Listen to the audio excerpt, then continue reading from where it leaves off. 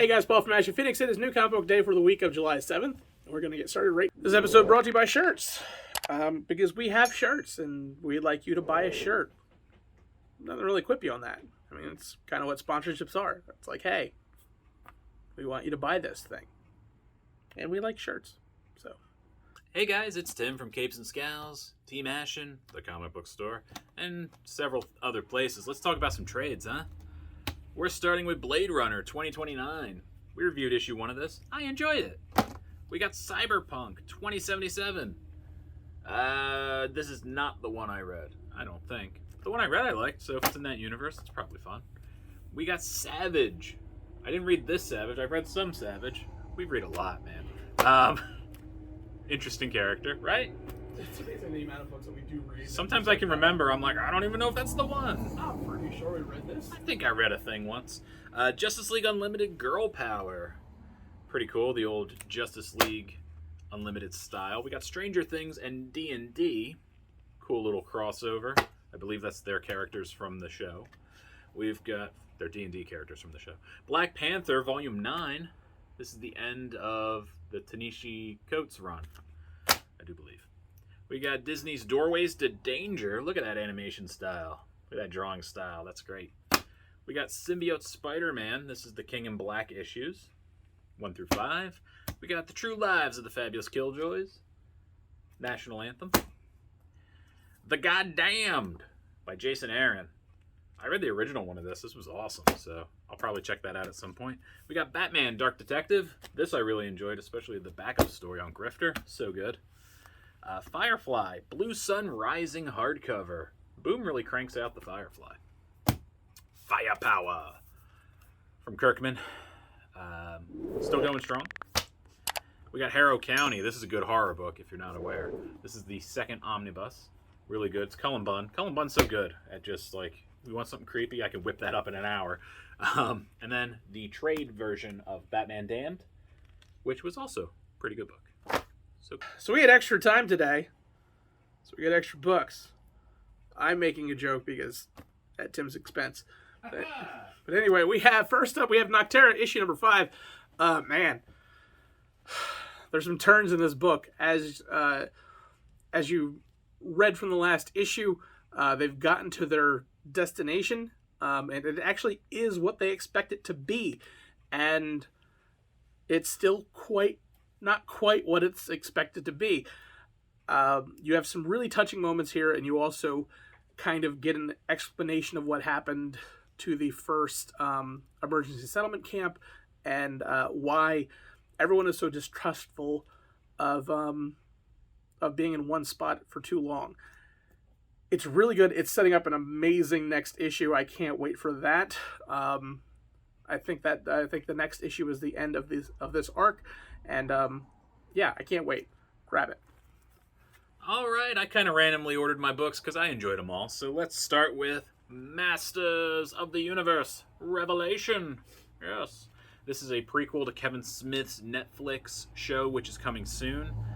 He does co-write it along with Rob David, I believe. Yep. Script with Tom Sheridan. Mindy Lee has a really cool art style. The cover is not her. That is, what's his name? That great guy. That guy we like. Steven Sajak. I got there. This is essentially, I don't know exactly how this is going to tie into the cartoon, which is a good thing. But it is this weird monster that kind of walks a different realm. It's not something you can tangibly task or touch, but it can attack you. And it is scared of He-Man and his sword in particular. This has a weird not time travel-y aspect, but just weird kind of interdimensional kind of thing going on.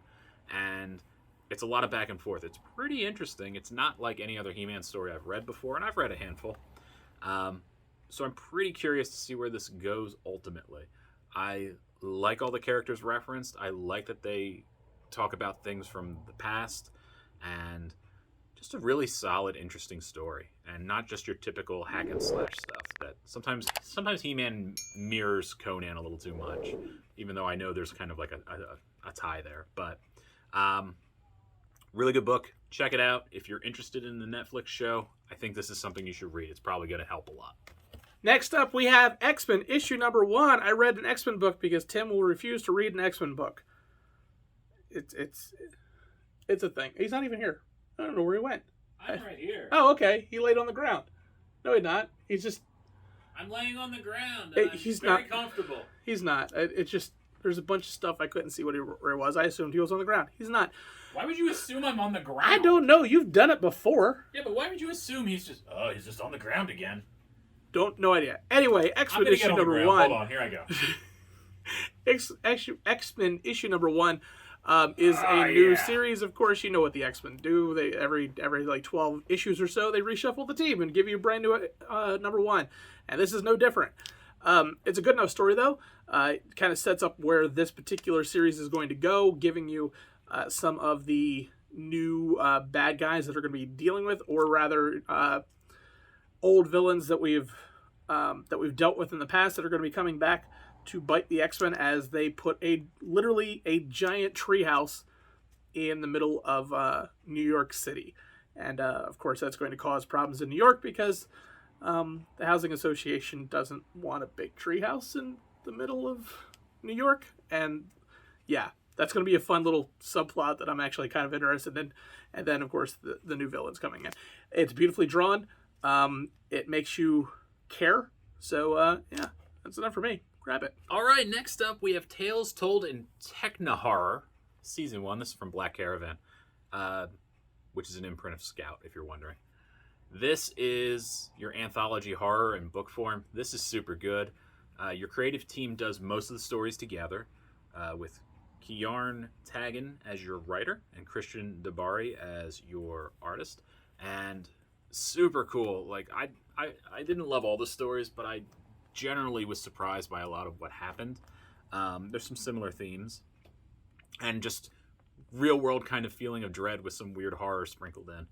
And I liked it a lot. I thought it was pretty fun. Basically, you just have maybe 3 or 4 pages per story, and you just get, here's a little bit of horror. Oh, here's some scary thing. And just fun. And I enjoyed it, man. I think this is a cool thing. I want more anthology horror, so everybody please support this. Look at that cover. Isn't that a good creepy cover? Anthology horror I have a soft spot for it, so I think everybody needs to get this right now. If your shop didn't order it, yell at them. You need to get this. Next up, we have Ordinary Gods, issue number 1. I have to try to explain this without spoiling anything, because there's some really good twists and turns. So basically, you have this concept where all of these gods exist, and there becomes a war and an uprising, and they're going to choose Earth as where this is going to play out. I'm not going to tell you why they chose Earth. I'm not going to tell you anything because it's such a really cool reveal in this series. As they are trying to basically bolster their... it's so hard. It's so hard. Just say you like it. I do. I love this book. It's an amazing series. This is a very interesting book. I can't wait to see where it comes to that. I can't wait to talk about it. I mean, I'm obviously going to read issue number 2 so that we can talk about all the things that happen in this issue, and all the reveals, and why this character is so important to the series. But yeah, it's very intriguing. The writing is great. The art is awesome. This is definitely something that you should check out. Almost my pick of the week, but not quite. All right, it's time for my pick of the week. Paul, do you know what it is? I know, it's just it's a bit I do. I get it. For some reason. It's Fight Girls from AWA. Fight Girls, Paul. I wouldn't have guessed that. I know. This is a new book from Frank Cho, and I really didn't know what I was going to get from this. Essentially what you have is the queen is found to be barren, so she is removed from being queen, and they're going to crown a new queen. And they take 10 prime women, prime candidates, and they put them on a world. I don't know if it's a section of their world or a different planet or what, but they beam them down and they're like, all right, go survive. And not everybody survives to the end of the first course. And it's essentially Ninja Warrior kind of style antics, where whoever comes out on top is going to end up being the new queen and lives happily ever after, ? But this was really great. The art is great.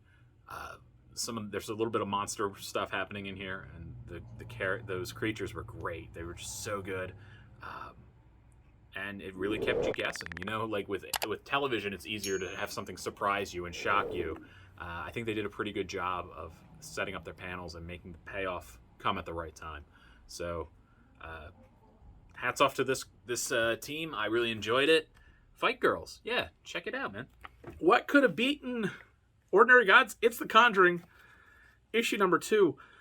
You really get an idea of what's going on here now. You still don't know who is attacking our character, but you get to see way more of what they're trying to do to them psychologically, much in the way as you see most of the other Conjuring episodes or movies where they kind of break down a person psychologically and then build them back up into what they want. That's kind of what you have going here. So you are seeing that Conjuring blueprint in here, but it's beautifully drawn. The art is fantastic. The writing is really good too. I just love the anthology series. I love the extra story that you get, this self-contained horror story, much like Tim was talking about with that other book. It's just really good. It's really well done horror. And for comics to get horror done correctly, and it's not a Colin Bunn book, that takes some skill. And this is really well done. So I suggest grabbing this. I suggest grabbing this just for the anthology in the back. I mean, I actually like those more than the original story, but the original story is still really, really good. So grab it. All right, guys, that's the end of the video. Thank you for making it to the end of the video. I hope you enjoyed all the reviews today. Paul's were extra good. Paul hasn't gone yet behind the camera.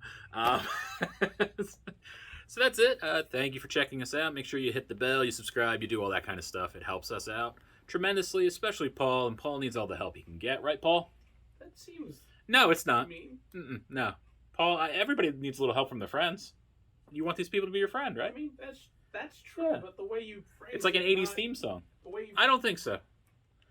Everybody, say something friendly to Paul in the comments below. Just be like, Paul, I think you are a shimmering example of positivity in the world. You are a spark of pure genius. That might be too far. You know, you figure it out. That's too far. Yeah, it clearly is. You guys figure it out and leave a comment below. And if you don't want to leave a comment, I get it, man. Just I don't know, just don't. Just hit comment and just do one of those. That'd be great. Anyways, bye.